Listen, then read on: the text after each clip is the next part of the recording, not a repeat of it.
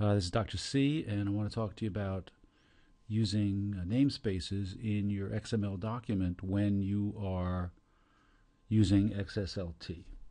So let's take a look at an example. So let's take a look at a sample XML file. It's just called events.xml. It's got a top-level element root. It's got a title, child, and then it's got 3 event children with other children. So here's our XML. And I've got a XSLT transform, which has one match. We're going to try to match for the event element and print the message. Okay, so here are two files, the XML and the XSLT. Now what you want to do, we're using Oxygen here, and there should be a little XSLT icon. It comes up as the debugger, so I'm going to click on that, and now we get a I'm going to close this window, and now we get a very nice little three screen. Shrink that down a little bit, or maybe open it up. So we have our XML over here, we have our XSLT over here, and we have our output over here. And what we do is we can adjust this. Here's the XML entry, here's the XSL. We could choose different files, but we have the 2 that we want. And now all we have to do is press this little run button, and here is our output, just as we might expect. So we've only got one template rule, matching event, but remember we've got the default rules that will navigate us down through the document. So starting at root, we'll apply templates to all the children of root, and then they'll find title, and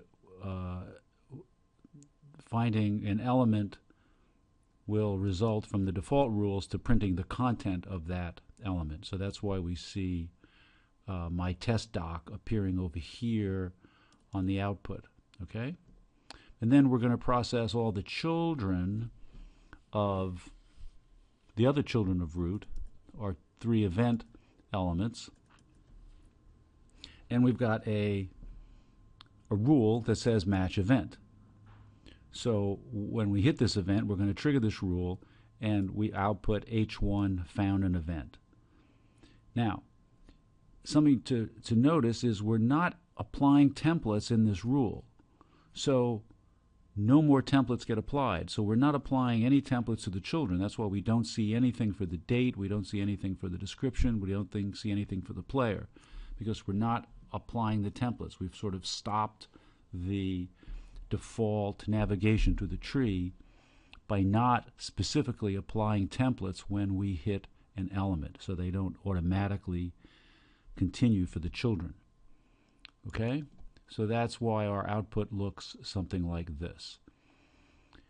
Now let's add into our XML document a namespace. XML NS equals http://foo.com.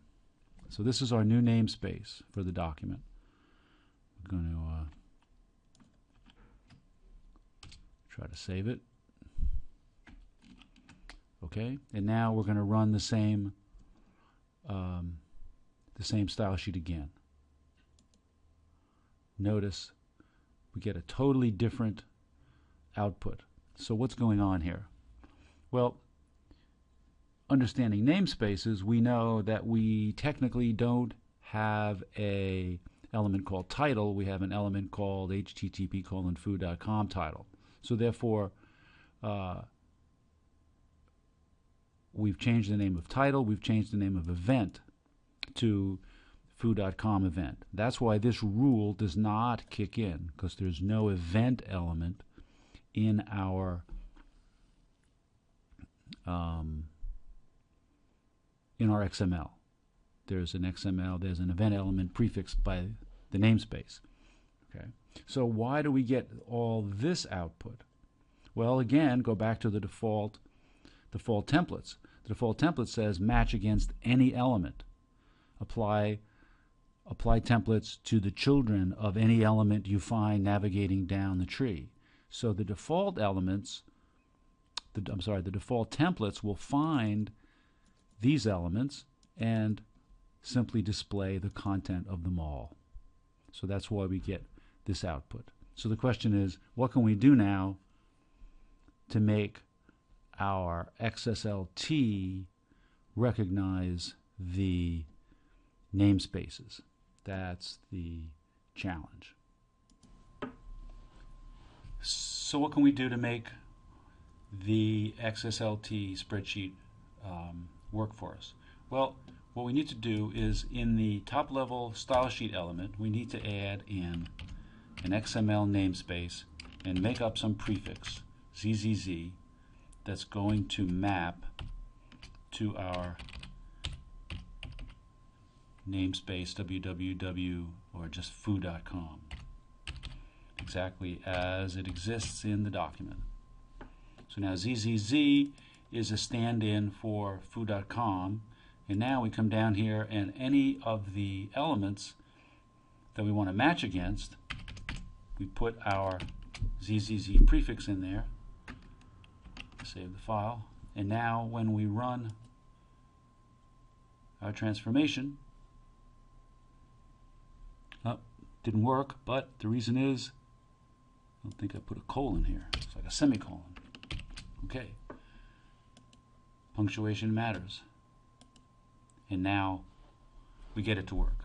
And here we see the output as we expected. Now, there's a slight little twist that occurs when you're using this technique, and that if you're outputting elements, that they're going to be in the namespace of the original document. But that's the way the XSLT works. So this is a way you can get around the fact that you have namespaces in your document, and this works for a default namespace. So good luck with your XSLT.